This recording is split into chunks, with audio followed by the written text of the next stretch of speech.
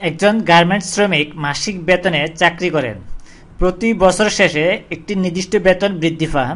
তার মাসিক বেতন 4 বছর পর 4,500 টাকা ও 8 বছর পর 5,000 টাকা হয়। তার চাকরি শুরুর বেতন ও বার্ষিক বেতন বৃদ্ধির পরিমাণ নির্ণয় করো। বলেছে যে তার চাকরিতে শুরু করার সময় তার বেতন কত ছিল এবং বার্ষিক প্রতি বছর যেই বেতন বৃদ্ধি পায় ওই কী পরিমাণে বৃদ্ধি পেয়েছে ওইটা আমাদেরকে নির্ণয় করতে বলেছে। তাহলে দুইটি জিনিস আমাদেরকে বের করতে হবে। তাহলে আমরা ধরি ওই শ্রমিকের X টাকা বেতনে ওই শ্রমিক X টাকা বেতনে চাকরি শুরু করে এবং যদি বৃদ্ধির পরিমাণ যদি Y টাকা ধরা হয়, বলেছে প্রতি বছর শেষে নির্দিষ্ট অ্যামাউন্ট অর্থাৎ 200 টাকা বা 100 টাকা যদি এরকম বলা হতো যে এই মূল বেতনের 10%, তাহলে এটা 19 যদি বলা হয়েছে নির্দিষ্ট, তাহলে নির্দিষ্ট হলে আমরা নির্দিষ্ট পরিমাণ Y ধরে তাহলে বার্ষিক বেতন বৃদ্ধি Y টাকা পরিমাণ। তাহলে আমরা যদি লিখি ওই শ্রমিক X টাকা বেতনে শুরু করেন, X টাকা, আমরা টাকার পরিমাণ জানি না, X টাকা বেতনে চাকরি শুরু করেন, বেতনে চাকরি, তাহলে বলেছে নির্দিষ্ট বেতন বৃদ্ধি পায়, নির্দিষ্ট হারে বেতন বৃদ্ধি পায়, এখানে এই নির্দিষ্ট বেতন বৃদ্ধি পায় ধরি এবং ওই শ্রমিককে তার বেতন এই বার্ষিক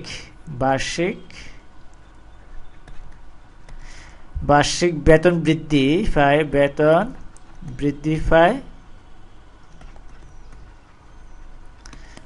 Y টাকা, অর্থাৎ 1 বছরে Y টাকা বৃদ্ধি পায়, তাহলে 4 বছর বৃদ্ধি পাবে Y ইন্টু 4। তাহলে ওই প্রথম শর্ত অনুসারে আমরা লিখতে পারি, প্রথম শর্ত অনুসারে লেখা যায়, এই প্রথম শর্ত অনুসারে আমরা লিখি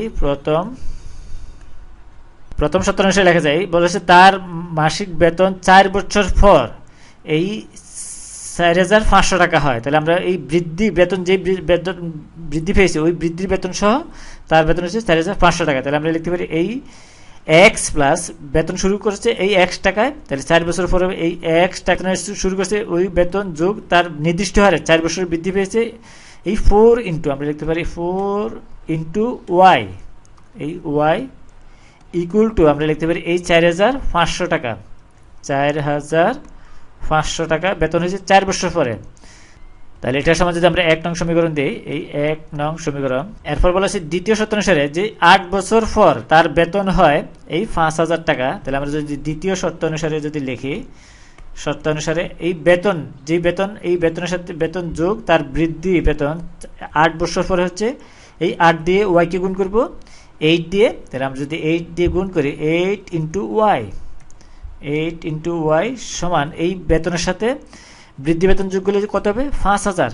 তাহলে এইটা সমান আমরা লিখতে পারি 5,000, 5,000, এই 5,000। এটা সমান যদি আমরা 2 নং সমীকরণ দিই, এখন যদি আমরা 2 নং থেকে এই 1 নং বিয়োগ করি তাহলে X বেনিশ হয়ে যাবে। তাহলে এই 2 নং বিয়োগ আমরা যদি করি এই 1 নং, তাহলে আমরা পাই এই 1 নং আমরা পাই এটা সমান পাবো এই 8Y, আমরা যদি লিখি 8Y মাইনাস 4Y, এই 5,000 2 নং থেকে আমরা কি করব এই 1 নং বিয়োগ করব, মাইনাস হবে 4,500। সুতরাং আমরা 4Y ইকুয়াল টু 5, এখানে এই 500, সুতরাং Y ইকুয়াল টু 5, এই 500 ডিভাইডেড বাই 4, সুতরাং Y ইকুয়াল টু আসে 125। তাহলে তার মাসিক বেতন বৃদ্ধি পেয়েছে এই 125 টাকা। এটা বলতে পারি এই Y সমান আমরা লিখতে পারি 125 টাকা, এই এত হারে বৃদ্ধি পেয়েছে। তাহলে এখানে আমরা যে Y এর মান এই 1 নং সমীকরণে বসিয়ে পাই এই Y ইকুয়াল টু 125, এই 1 নং এ বসিয়ে পাই, এই 1 নং এ বসিয়ে পাই বা এই X এর Y এর জায়গা হবে কত এই 125। তাহলে আমরা লিখতে পারি এই X প্লাস 4 ইন্টু হবে এই 125, 125 ইকুয়াল টু আমরা লিখতে পারি 4,500, বা এটা সমান আমরা পাই এই X ইকুয়াল টু আসে এই 4,500 মাইনাস 4 দিয়ে 185 গুণ করলে আসে 500 এটা। সুতরাং এই x ইকুয়াল টু আসে 4000।